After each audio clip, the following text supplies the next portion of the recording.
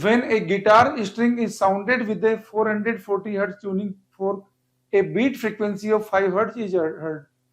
If the experiment is repeated with a tuning fork of 437 Hz, the beat frequency is 8 Hz. The string frequency Hz is. चार option दे रखे, option 1 445, option 2 435, option 3 429, option 4 448। बच्चों concept ये होता है कि जब beat frequency निकालनी होती है, फ्रीक्वेंसी का डिफरेंस बीट फ्रीक्वेंसी होती है। तो क्वेश्चन का कॉन्सेप्ट देखिए आप।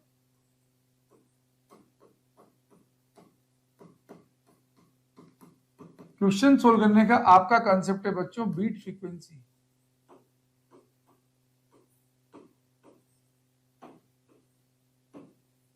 इसे लिखा जाता है फ्रीक्वेंसी का डिफरेंस। अब हम क्वेश्चन का सॉल्यूशन देखते हैं बच्चों।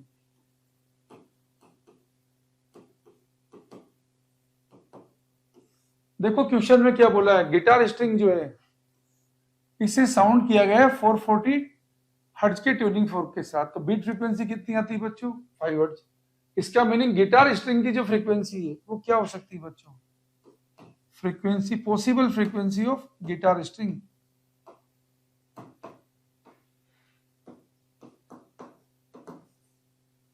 Possible frequency of guitar string, क्योंकि कितने बीट सुनाई दे रहे हैं हमको? 5 बीट सुनाई दे रहे हैं। तो फ्रीक्वेंसी आएगी 440 प्लस माइनस 5, जिसको हम लिख सकते हैं 445 हर्ट्ज या 435 हर्ट्ज। ये हमारे पास पॉसिबल है। अब बच्चों हमें क्या बोला है, अब एक्सपेरिमेंट को रिपीट किया जा रहा है एक नए ट्यूनिंग फोर्क के साथ जो 437 हर्ट्ज का है, और बीट फ्रीक्वेंसी कितनी आ रही है बच्चों? 8 हर्ट्ज। तो ट्यूनिंग फोर्क का केस देखिए। ट्यूनिंग फोर्क की बच्चों फ्रीक्वेंसी दे रखी है 437। तो अब क्या है कि हमें बीट फ्रीक्वेंसी आ रही है 8 हर्ट्ज। इसका मतलब यहाँ पे स्ट्रिंग की पॉसिबल फ्रीक्वेंसी क्या आएगी? अब आएगी बच्चों 437 प्लस माइनस 8, 437 प्लस माइनस 8। तो हमें आंसर मिलेगा बच्चों 437 प्लस 8 करेंगे तब तो मिलेगा 445, और अगर 437 माइनस 8 करेंगे तो हमें मिलेगा 439 हर्ट्ज।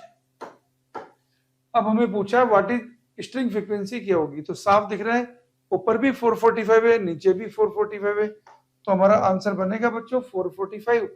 तो चारों ऑप्शन में से हमारा करेक्ट आंसर है ऑप्शन नंबर 1, जो यहाँ पे मैच कर रहा है।